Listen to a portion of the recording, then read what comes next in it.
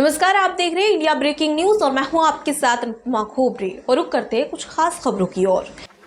भारतीय स्वतंत्रता संग्राम के महान सेनानी सीताराम आजाद की 34वीं पुण्यतिथि के अवसर पर पत्रकार भवन प्रांगण स्थित उनकी प्रतिमा स्थल पर कार्यक्रम का आयोजन किया गया। यह कार्यक्रम प्रत्येक वर्ष 4 दिसंबर को उनकी पुण्यतिथि पर आयोजित किया जाता है। कार्यक्रम में स्वतंत्रता सेनानी सीताराम आजाद की प्रतिमा पर माल्यार्पण एवं विचार गोष्ठी आयोजित की गई है। कार्यक्रम में मुख्य अतिथि के रूप में समाजसेवी डॉक्टर संदीप सरावगी एवं विशिष्ट अतिथि के रूप में पूर्व केंद्रीय मंत्री प्रदीप जैन आदित्य सम्मिलित रहे। अतिथि द्वय के आगमन पर आयोजक मंडल द्वारा तिलक व माल्यार्पण कर अतिथियों का स्वागत किया गया। तत्पश्चात स्वतंत्रता सेनानी सीताराम आजाद की मूर्ति पर माल्यार्पण एवं दीप प्रज्वलित किया गया। अन्य सम्मानित अतिथियों में मनोज गुप्ता अध्यक्ष शहर कांग्रेस, अरविंद वशिष्ठ, बलवान यादव, प्रागी लाल राजन उपस्थित रहे।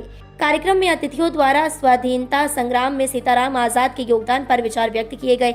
इस अवसर पर डॉक्टर संदीप ने कहा कि सीताराम आजाद का नाम ही क्रांति से ओतप्रोत है। जहां भगवान राम ने समाज व माता सीता की मर्यादा को बचाए रखने के लिए युद्ध किया था, वहीं चंद्रशेखर आजाद ने देश की अस्मिता को बचाने के लिए अंग्रेजों से लोहा लिया। प्रत्येक स्वतंत्रता संग्राम सेनानी ने अपने देश के लिए युद्ध कर अपना सर्वस्व समर्पित कर दिया। यह उन्होंने किसी समाज या विशेष वर्ग के लिए नहीं, अपितु देश की अस्मिता बचाने व पुनर्निर्माण के लिए किया था। उनके द्वारा दिए बलिदानों का उद्देश्य यही था कि हम सभी मिलजुल कर देश को प्रगति पथ पर प्रशस्त करने का कार्य करें। लेकिन आज के युग में हम विभिन्न वर्गों में बंट गए हैं, जो हमारे लिए चिंता का विषय है। वर्तमान समय में कई लोग जाति व्यवस्था का विरोध कर सबको एक समान देखने लगे हैं और कई राजनेता व धर्मगुरु इसके लिए लोगों को प्रेरित भी कर रहे हैं। कार्यक्रम में उपस्थित सभी लोगों से मैं व्यक्तिगत अनुरोध करना चाहूंगा कि आप भी जाति बंधन से ऊपर उठकर देश हित में अपना योगदान दें। वहीं पूर्व केंद्रीय मंत्री प्रदीप जैन ने कहा, हमने अपने कार्यकाल में पत्रकार साथियों और समाज के वरिष्ठ जनों के सहयोग से पत्रकार भवन प्रांगण में स्वतंत्रता सेनानी सीताराम आजाद की मूर्ति की स्थापना कराई थी। आगे हम जल्दी ही सीताराम आजाद जी द्वारा उपयोग में लाई जाने वाली वस्तुओं के संग्रह के लिए एक उचित स्थान के निर्माण की मांग रखेंगे। चाहे स्वार्थ से नहीं लड़ी, जिस तरह सीताराम चना लोगों भाई भी उसी परिवार के हैं और बहुत बातें सुनी यहाँ पे हमने, लेकिन बाबूजी हम कई बातों से सेटिस्फाई नहीं है, क्योंकि जिस समय हमारे स्वतंत्रता सेनानी साहब वास्तविकता में लड़ रहे थे, तो यकीन बताओ अगर सच्चाई से आप लोग बताएं, क्या सिर्फ नामदेव समाज के लिए लड़ रहे थे? पूरे देश के लिए। यह बार बार कहना है कि सिर्फ नामदेव समाज की स्वतंत्रता सेना है, यह बार बार कहना है कि सिर्फ इनके लिए कमरा बनाना है, यह बार बार कहना है कि इनके परिवार के लोग परेशान है। नहीं, ये नामदेव समाज के लिए परेशान नहीं है, अपन ने नामदेव सिर्फ समाज को बना दो, ज्यादा परेशान है। अगर पूरा देश, पूरा बुंदेलखंड इस बात को पहचानने लगे कि वास्तविकता में इनके परिवार ने योगदान दिया है, तो इनकी जो परेशानी है वो 1 मिनट में दूर हो। हम लोगों की सबसे बड़ी दिक्कत पता होगी कि पहले जात पात में बट गए, तो ईश्वर भी बांट रहे हम लोग।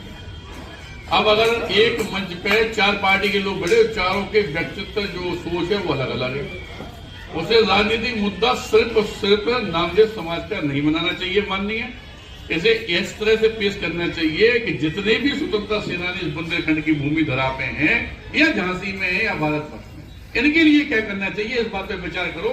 ये सरकार क्या, प्रधानमंत्री नरेंद्र मोदी भी आपकी बात सुनेंगे, इस बात का हम वचन दें। क्योंकि हम लोग एक जगह पे विचरण स्थिति में आ जाते हैं, जब आपस में बांटा बूटी का काम चलता है ना, तो उस समय आप अकेले खड़े दिखाई देते हैं, और नामदेव समाज अकेली नहीं है। मैं संदीप सरावगी नामदेव भी आपके संग में हूँ, और भाई साहब भी संग में है, क्योंकि बलवान भाई साहब याद आता है, लेकिन सच्चाई पूछे पैदा हुए 10 समय बड़े भाई हैं, ईमानदारी से पारिवारिक संबंध है। मनोज भाई साहब बड़े भैया है, भाई साहब हैं, कौन सी जात से काले को देखो, मैं हमारे परिवार के बड़े भैया हम जाना थे।